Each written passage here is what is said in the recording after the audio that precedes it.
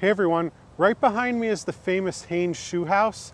I'm in York, Pennsylvania, and we're gonna go take a tour. The shoe house is such a local attraction here in York that the road is named after it. You see off in the distance there, Shoe House Road, and they also have an ice cream shop, and they have inside what they like to call their souvenir shop. So we're gonna take a walk around here and go through the entrance, and we're gonna head all the way up to the top. So we're walking in, getting ready to start the tour. So this is Diane. I believe her son owns this shop, correct? That is correct. Owns the shoe. My son owns the shoe. We have our souvenir shop, we have our ice cream parlor, and we have self-guided tours upstairs. Okay, great. So take a look at these pictures on the wall. These are actual photographs of when the house was being built. You can see the workmen working on the shoe. And this one here.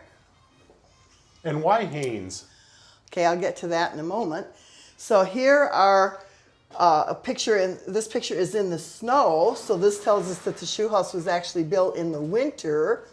It was the winter of 1948-49, which makes the shoe 72 years old this year. Wow. The ice cream parlor where we are was added 20 years later, so this really isn't the shoe house. Okay, so the shoe house starts here. Starts right here. Okay. We're just doing a quiz. So this is the cement stucco that the shoe house is made out of.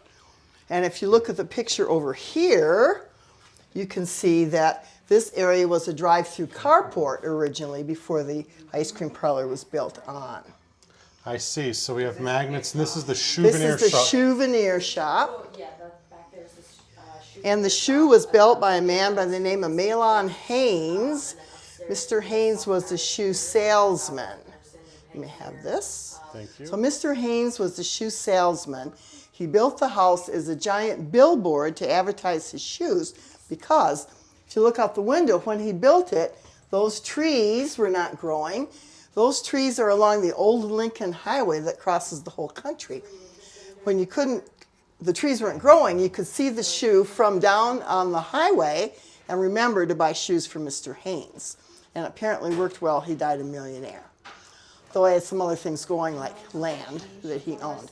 But if you come here, in the shoe itself, Mr. Haines did not live here, did not use it for residence. He also did not use it for a shoe store, but he allowed senior citizens and honeymooners to stay here in the toe. Under the shoelaces lived a woman chauffeur, and on the top floor lived a woman who was a maid and cook, and they took care of the people who stayed here. So in 2015, my son Jeff and his wife Melanie bought the shoe house, and Melanie is the one who made the shoe into the museum it is today with Haines memorabilia, pictures, the original beds the people slept in, donated by Mr. Haines' granddaughter, the original mailbox donated by the granddaughter. But the sad news is Melanie passed away the last day of February 2 years ago. And we have the shoe open in her honor, and her picture is in there. So when you see her picture, think of her. She's the one who made the shoe into the museum it is today. So this has only been open to the public since 2015 as a museum? As a museum. It was open to the public. The previous owner's theme was shoes. She had literally 1,000 shoes scattered around the shoe house. That was her theme. Melanie wanted to make it into a museum to honor Mahlon Haines, so she gathered up all the Haines memorabilia and the display cases and the beds and everything. So it's only been a museum since 2015. Okay, and where is the farthest place you've had somebody come to visit from that you know of? One day, and the same day, we had 2 different people that came from Qatar. So that was the most unique thing ever. Before COVID, we had people from every continent except Antarctica. We had people from China, we had people from Belarus, we had people from Zimbabwe, we had people from Australia, Canada, Europe, Asia, you name it, South America. Today we did have a family from Puerto Rico, but since COVID, we've only had more local people. So there are 5 floors in the shoe house. The first floor is the drive-through carport that we were just in. This is the second floor, which has the couples suite, which is a living room, bedroom, and bathroom. The third floor is in the heel. That's the kitchen. The fourth floor is actually under the shoelaces, has a slanting ceiling. And the fifth floor is the top of the shoe house, which is another bedroom. I see. Are people still, are people able to stay here at all? No, no, it's strictly a museum.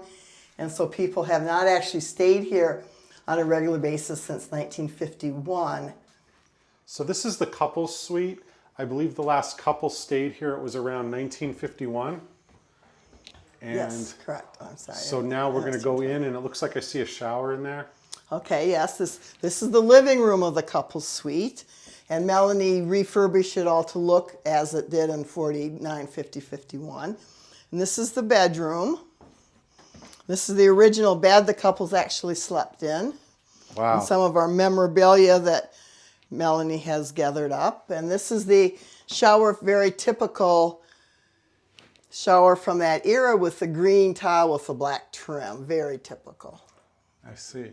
So in the late 1980s, the shoe was in horrible condition, and they even talked about tearing it down. But Mr. Haines' granddaughter, Annie Haines, bought the house, and she refurbished it. So if it weren't for Annie, there would not be a shoe house yet today. So you can watch your head, but you can look in this window here inside the shoe and see what they call the bones of the shoe. The shoe is made of pine wood, crisscrossed to make it strong, covered with a metal lathe, and then covered with the cement stucco that you see on the outside. So Mr. Haines was great at promoting himself as well as his shoes. He made a jigsaw puzzle. The children would put the jigsaw puzzle together of his face and then tell their mom they wanted to buy shoes for Mr. Haines. Mr. Haines also ran for Congress. This was during the time when Gifford Pitchell was actually governor of Pennsylvania. Mr. Haines won the primary, but he lost the general election. He said, okay, I just did it for the publicity anyway. And his wife said, I like him home with me.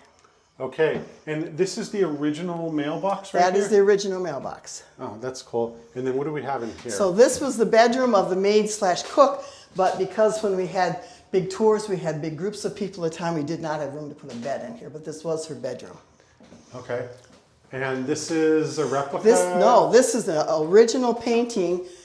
His name's spelled wrong, unfortunately. Faulkner, right here. He's a famous York artist. Okay. And this is his also. He's deceased now, but he's a famous artist in York. So those are original Faulkners. So here we have the traveling shoe store, Haines Shoe Store. If you couldn't get to town to buy shoes, the traveling shoe store would come to you. Cool. Okay, here we are in the kitchen of the shoe, which is in the heel of the shoe.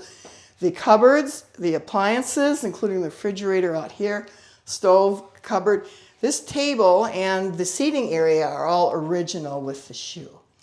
Cool. And Yorkopoly, this is my first time seeing this. So Yorkopoly is a game that's on sale, and it features the shoe as one of the properties, and one of the tokens is a shoe house. Cool. Okay, do you have anything else you'd like to share with us? I have a cool story that I like about Mr. Haines. The story goes that one year he had given his wife a beautiful diamond bracelet as a gift. And she said, well, it's beautiful, but what am I going to do with it here in York, Pennsylvania? So next Christmas time, Mr. Haines had a party for all of the owners, the managers, I should say, of all of his shoe stores.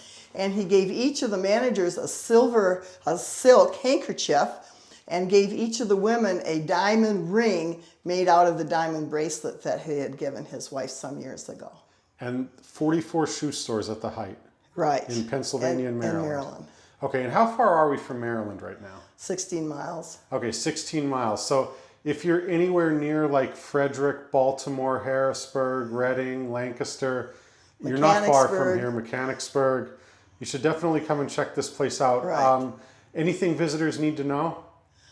Our hours, right now we're just open on weekends, Fridays through Sundays, 11 till 5. However, our last day for the season will be on Halloween, Sunday, and then we will reopen the first day of spring next March. So I got here the right day, right season. If I was a little bit later, I'd be waiting until next year. And during the summer months, we're open 5 days a week, Wednesday through Sunday. Okay, thank you very much for the tour. Okay, you're welcome. Thank you for coming.